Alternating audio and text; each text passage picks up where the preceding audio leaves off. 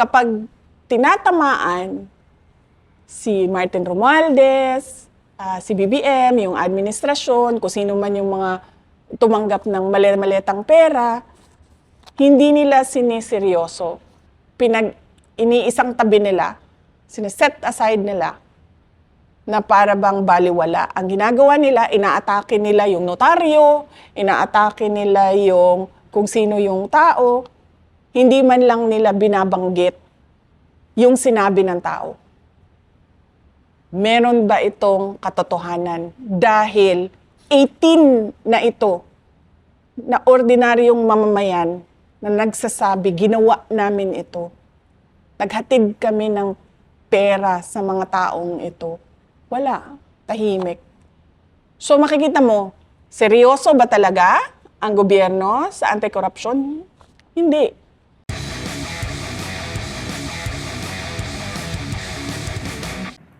Ano po ba ang kwento sa likod nito? Oo. Si Madriaga ay kinasuhan ko ng perjury dahil hindi ako papayag na itulad nila ito doon sa ICC case ni dating Pangulong Rodrigo Duterte. Kung makikita niyo yung ICC case, ang mga unang sinubmit doon ni Trillanes ay si Las Cañas at si Matubato. Kasi galing yun dito, di ba? Sa atin, sa Pilipinas. Meron silang hearing, pinabayaan sila ni PRD na magsalita, nagsalita sila, nagpa-interview sila, ganon. Pero hindi question yung credibility nila.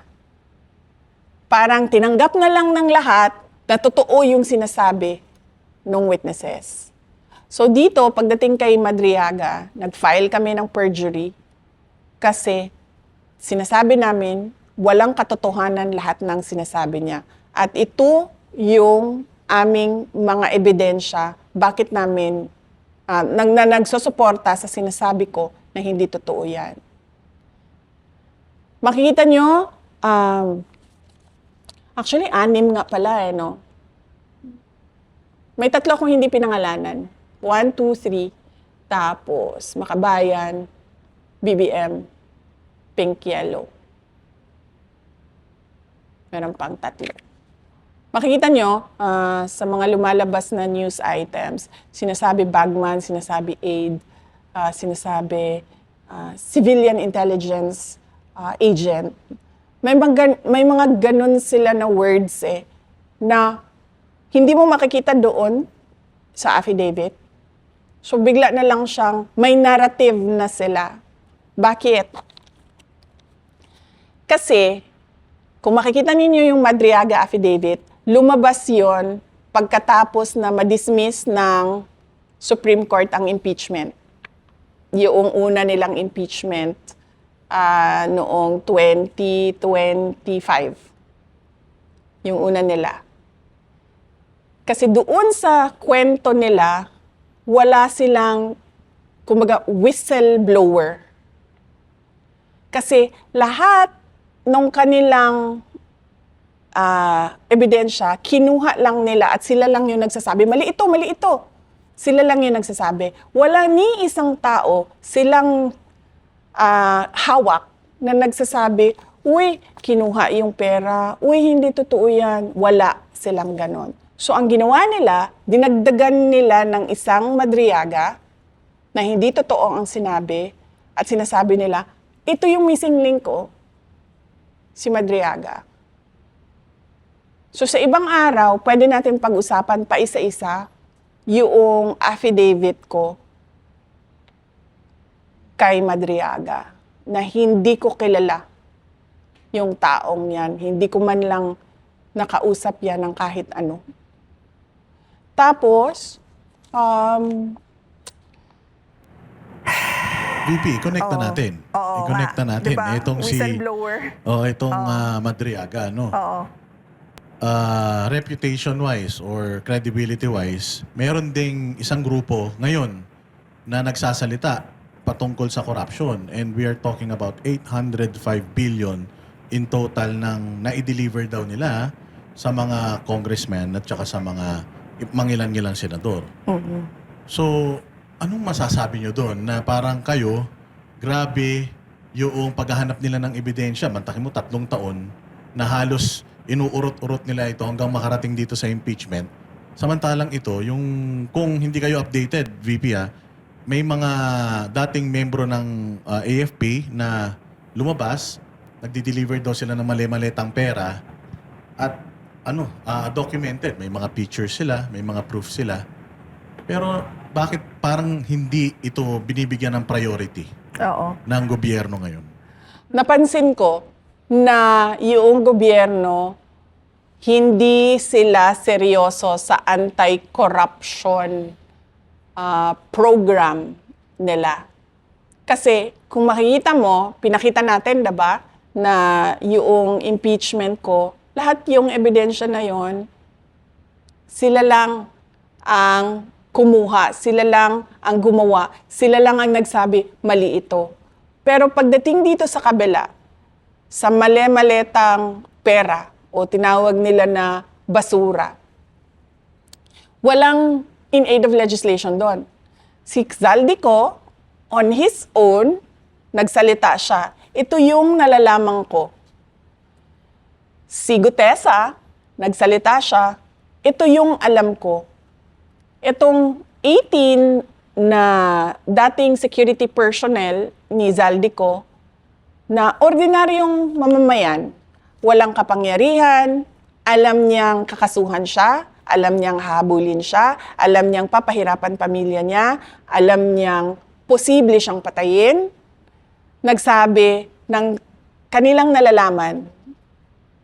Hindi ko kilala to ha, walang makakapagsabi dyan sa kanila na kinausap ko sila o nakita ko sila o kinita ko sila. Kahit man yung mga kasama nila, yung abogado. Walang makakapagsabi dyan sa kanila na alam ko kung ano yung ginagawa nila. Ito, mga ordinaryong tao na nagsabi, ito yung alam namin sa korupsyon eh. Pero makikita nyo, sobrang tahimik nung gobyerno. Wala man lang silang, we take this seriously and we will look into the allegations, we will check the documents, we will look into the photos. If these are real, walang ganun. Ang lumalabas lang, ay nako, mga dishonorably discharged yan. Ay nako, pakawala yan ng mga Duterte. Ay nako, si Zaldico ba pakawala namin? Si Zaldico kasama nila yun, diba? Siya yung Shiminet, diba? Sa kanya galing yun. Yung Shiminet. Kay Zaldi galing yun, against me. Pakawala ba namin yan? Si Guteza, wala man nakakilala dun sa kanya. Paano naging pakawala namin? So, sa mga ganon, kapag tinatamaan si Martin Romualdez, si BBM, yung administrasyon, kung sino man yung mga tumanggap ng maletang pera, hindi nila siniseryoso. Iniisang tabi nila, sineset aside nila na para bang baliwala. Ang ginagawa nila, inaatake nila yung notaryo, inaatake nila yung kung sino yung tao, hindi man lang nila binabanggit yung sinabi ng tao. Meron ba itong katotohanan? Dahil 18 na ito, na ordinaryong mamamayan na nagsasabi, ginawa namin ito. Naghatid kami ng pera sa mga taong ito. Wala. Tahimik. So makikita mo, seryoso ba talaga ang gobyerno sa anti-corruption? Hindi. Wala. Wala silang pakialam. Kasi tatamaan sila doon sa mga katotohanan na sinasabi. Kasi paano mo ba masabi na merong ulterior motive yung mga nagsasalita? Ano bang, what will they gain if they speak about what they know? Diba? Wala naman eh. Hindi man yan tatakbo sa eleksyon, hindi yan mananalo. Hindi naman yan kunwari magsasalita kontra sa katiwalian sa administrasyon ay mabibigyan ng medal. Wala silang makukuha dyan sa ginawa nila. So doon pa lang mag-iisip na sana yung gobyerno, di ba? Itong taong ito, walang motibo ito para magsalita ng kung ano yung nalalaman niya sa katiwalian. Pero nagsalita pa rin siya. So, ibig sabihin, merong truth dyan. Pero para sa gobyerno, para sa administrasyon, paninira lang yan. Panglihis lang yan sa ICC investigation. Yun pa yung sinasabi nila. Pero ang alam mo, exciting yung sinabi ni VP yung next week daw, kay Madriaga naman ang pag-uusapan. So, ibig sabihin, may next week. Yeah. Ang ibalik ang tapang at malasakit. Binabalik na nga natin ba? Magiging regular program na yan. Palagay ko, napakaganda nito Napakaganda nitong opportunity na to. Kasi marami rin talaga, VP, mga kababayan natin na gusto marinig yung mga sagot mo sa bawat batikos nila sa'yo. Kasi parang sinasabi nila, Banat Bay, masyadong mabait si VP Kaya nga, noong kayo ay nag-file ng kaso kay Madriaga, people are expecting na hindi lang si Madriaga yung sasampahan nyo ng kaso na marami pang iba. Darating tayo doon. Depende na yan sa kahandaan ng abogado kasi sila yung mga naghahanda. In fact, yung kay Madriaga, matagal yan na trabaho nung Panelo Law Office para mabuo yung sagot, para detalyado at pulido at meron talagang ebidensya yung sinasabi naming perjury. Ngayong araw na ito, pinakita lang natin yung double standard ba?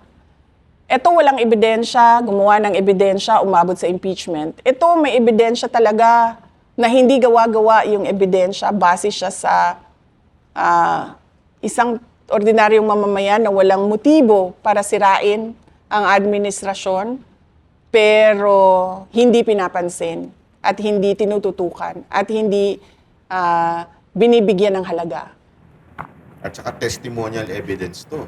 So, talagang ebidensya dahil first-hand information yung nakuha nila. Hindi lang yun yung mga naglalabasan Banat Bay. Meron pa nung nakaraan, VP, kung hindi mo nabalitaan, yung text messages. Ay, nako. Yung text messages na sinabi ni Egay Erice na ipinakita daw sa kanya yung detalyadong paggamit ng pera galing sa flood control, nagamit pa daw yan nung nakaraang eleksyon. So ito pa, yun pa. Yeah, so kaya ko nasabi ay nako kasi ang dami niyan. Ang dami niyang text messages na yan. Hindi yan isa lang.